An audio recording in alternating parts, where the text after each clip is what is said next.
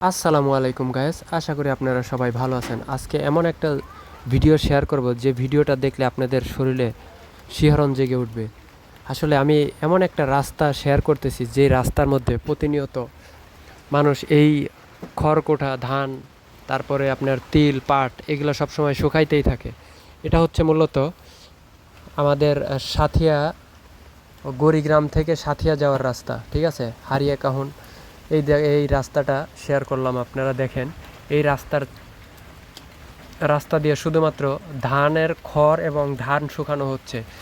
ঠিক এই সময় আসলেই মানুষজন এই কাজগুলো করে থাকে, যেখানে প্রতিনিয়ত প্রচুর পরিমাণ রিস্ক থাকে।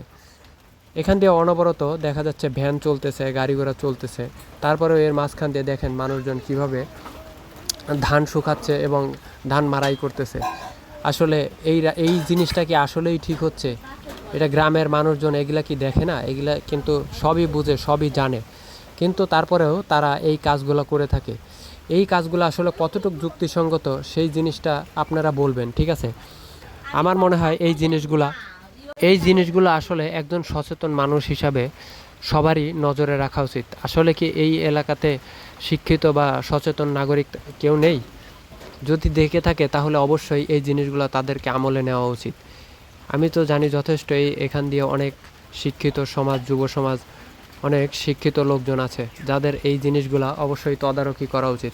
আমি শুনেছি কিছুদিন আগে এখানে এই রাস্তা দিয়ে একটা অ্যাক্সিডেন্ট হয়েছিল এই খড়কোটা শুকানোর কারণে, কিন্তু আসলে এইটা কেউ আমলে নেয়নি। আমার মনে হয় প্রশাসন এবং আদার্স যারা বড় বড় আছে তাদের সবারই এই জিনিসটা নজরে নেওয়া উচিত।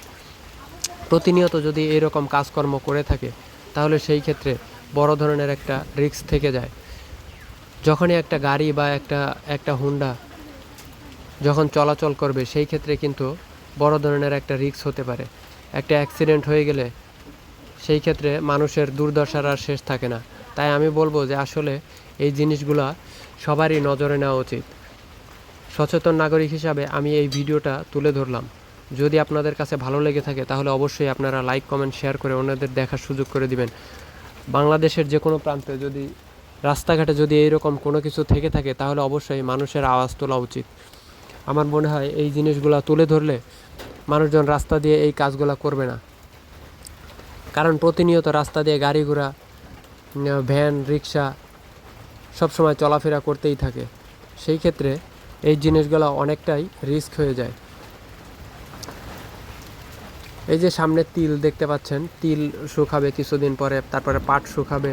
এই যে ধান শুকাইতে দিচ্ছে রাস্তা দিয়ে, তারপরে দেখেন এই যে খড় শুকাইতেছে। এই জিনিসগুলো কি আসলে ঠিক বলেন? এই জিনিসগুলো আমার মনে হয় মোটেও ঠিক না। রাস্তার একটা জায়গাও আপনি ফাঁকা পাবেন না যেইখান দিয়ে মানুষজন খড় শুকায় নাই। আপনি যদি পুরাটা রাস্তা ফলো করেন তাহলে দেখতে পারবেন যে পুরা রাস্তা জুড়ে শুধুমাত্র খড় আর খড়। এই ধানের খড় শুকানো হচ্ছে। যেখানে বাড়িঘর নেই শুধুমাত্র ওই জায়গাগুলো একটু ফাঁকা আছে, আর যেখান দিয়ে বাড়িঘর আছে সেখান দিয়ে মনে করেন যে কোনো রাস্তাই ফাঁকা নাই। আমি এই ভ্যান চালক ভাইয়ের সাথে কথাবার্তা বললাম, উনি বলল যে ভাই, এইখান দিয়ে মানুষজন প্রত্যেক দিনই এই কাজগুলো করে থাকে, যে জিনিসগুলো আসলে কেউ দেখার মতো কেউ নাই। আমার মনে হয় যে এইগুলা প্রশাসনের দেখা উচিত, অথবা এইখান দিয়ে শিক্ষিত সমাজ বা গুণীজন যারা আছে, সচেতন নাগরিক আছে, তাদের অবশ্যই এই জিনিসটা আমলে নেওয়া উচিত। যদি আমি কোনো কিছু ভুল বলে থাকি তাহলে অবশ্যই আমাকে ক্ষমা সুন্দর দৃষ্টিতে দেখবেন। আমি চেষ্টা করেছি এই পুরো ভিডিওটা, রাস্তার পুরো একটা ভিডিও তুলে ধরার জন্য। তা আমি 5-7 মিনিটের একটা ভিডিও তুলে ধরেছি। আমার মনে হয় যে আমি রাস্তা জুড়ে শুধুমাত্র এগুলাই দেখতে পেয়েছি, যার কারণে আমার কাছে খুবই মানে ভয়াবহ এবং মর্মান্তিক লেগেছে যে এইখানে তো যে কোনো ধরনের বড় ধরনের একটা অ্যাক্সিডেন্ট বা দুর্ঘটনা ঘটার সম্ভাবনা আছে, যার কারণে আমি এই ভিডিওটা তুলে ধরেছি। এখন আপনাদের হয়তো বা মনে হইতে পারে যে আমি আপনাদের খারাপ বা অন্য কিছু চিন্তা ভাবনা করে এই ভিডিওটা তুলে ধরেছি, আসলে কিন্তু তা না। আমি চেষ্টা করেছি আপনাদেরকে সচেতন করার জন্য এই ভিডিওটা তুলে ধরেছি, জাস্ট এটুকুই। আমি কারো ক্ষতি বা কারো খারাপ কোনো কিছু চেয়ে এই ভিডিওটা তুলে ধরি নেই, কাজেই আমাকে কেউ ভুল বুঝবেন না। আমি চেষ্টা করেছি আমাদের এই সাথিয়া গৌরীগ্রাম এই রাস্তার, হারিয়াকাহন এই রাস্তার ভিডিওটা তুলে ধরার জন্য।